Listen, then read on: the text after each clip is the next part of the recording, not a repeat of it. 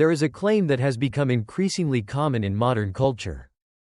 It appears in philosophy books, science documentaries, podcasts, comment sections, and late-night conversations. The claim sounds sober, mature, almost brave. It goes like this. The universe has no inherent meaning. There is no cosmic purpose.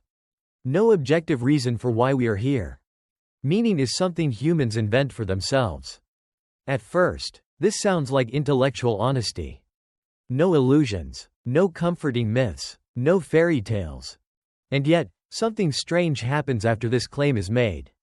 People who say life has no objective meaning still speak as if some things matter. They argue passionately. They protest injustice. They defend truth. They mourn loss. They search for purpose. Meaning, somehow, refuses to disappear. Tonight, we are not asking whether God exists. We are asking a quieter question.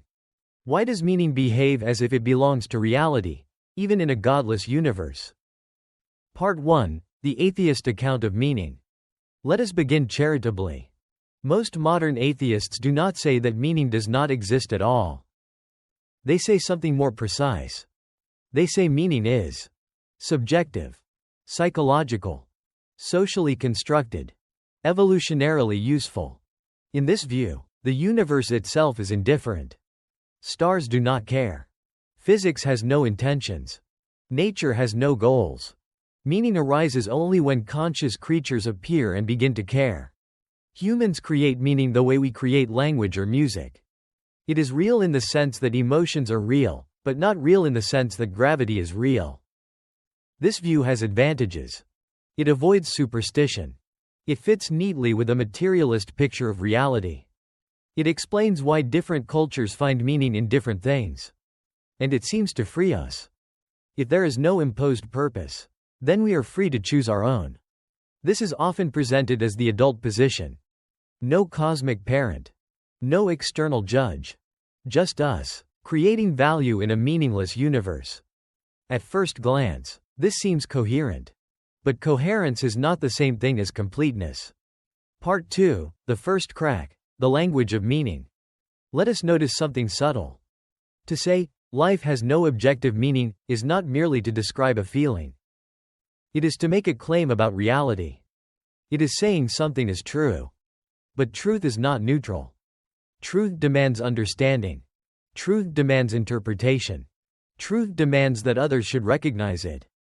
Already, meaning has entered the room. The sentence, life has no meaning, is itself meaningful. It expects to communicate something real. It expects to be taken seriously. If meaning were merely a private illusion, then this sentence would have no authority beyond the speaker's feelings. And yet, people argue over it. They don't say, life has no meaning, for me, personally, at the moment. They say, life has no meaning, full stop. This is not a psychological report.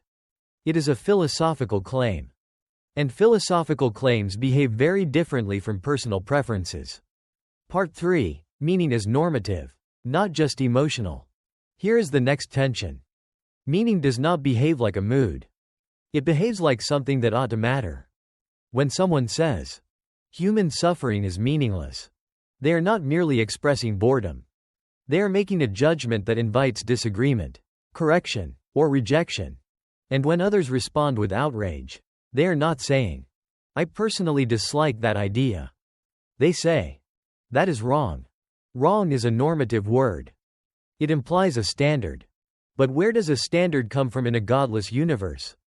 If meaning is only subjective, then no one is actually wrong about meaning. They are only different. And yet we do not treat meaning that way. We treat it as something that can be misunderstood, distorted, or denied. Which is exactly how we treat truth. Part 4, the paradox takes shape. Let us now state the paradox clearly. In a godless universe, meaning is supposed to be invented, optional, personal. But in lived experience, meaning appears binding, serious, resistant to dismissal. People don't merely prefer meaning. They suffer without it.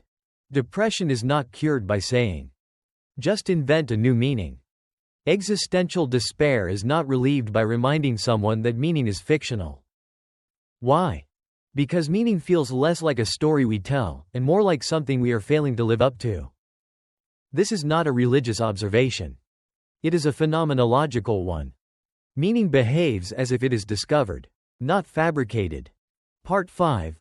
Why evolution can't carry the weight. At this point, many turn to evolution.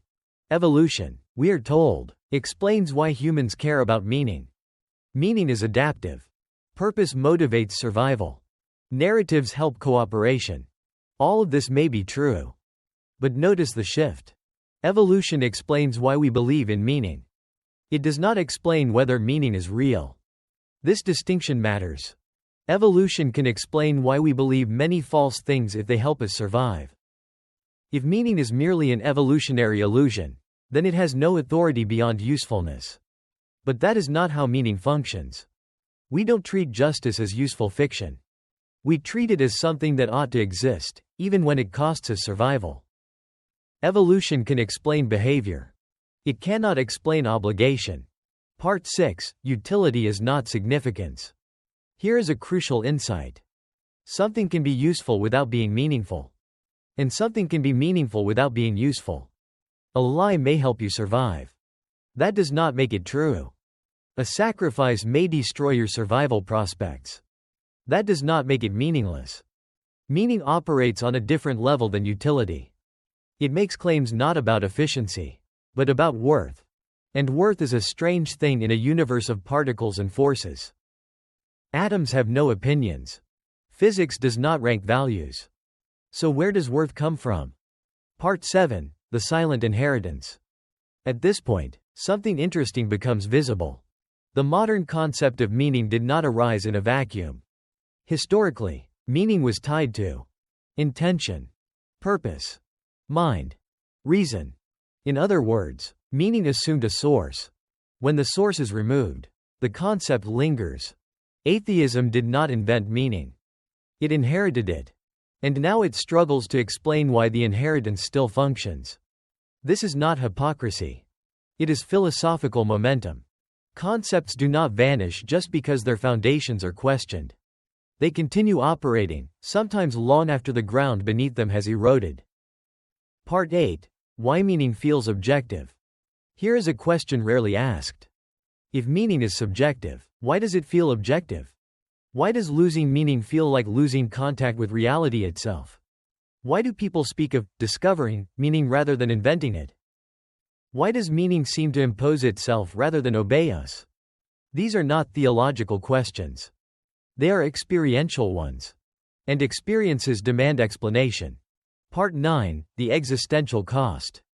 This paradox is not merely academic. When people truly internalize the idea that meaning is fictional, something changes. Motivation collapses. Moral seriousness weakens. Suffering becomes absurd. Some respond with defiance.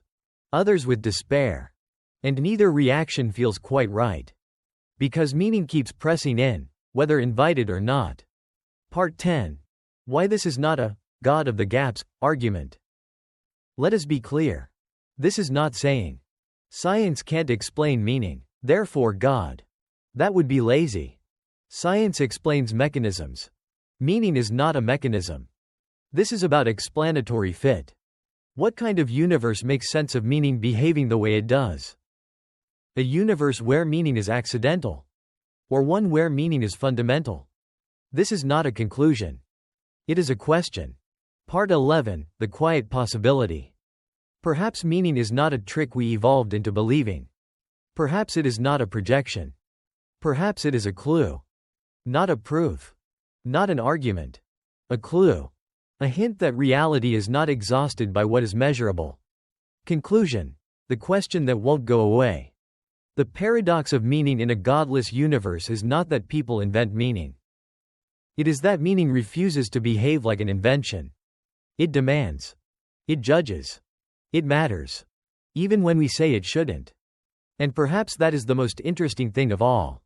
Not that some people believe in God. But that meaning keeps acting as if it belongs to the universe, whether God is acknowledged or not.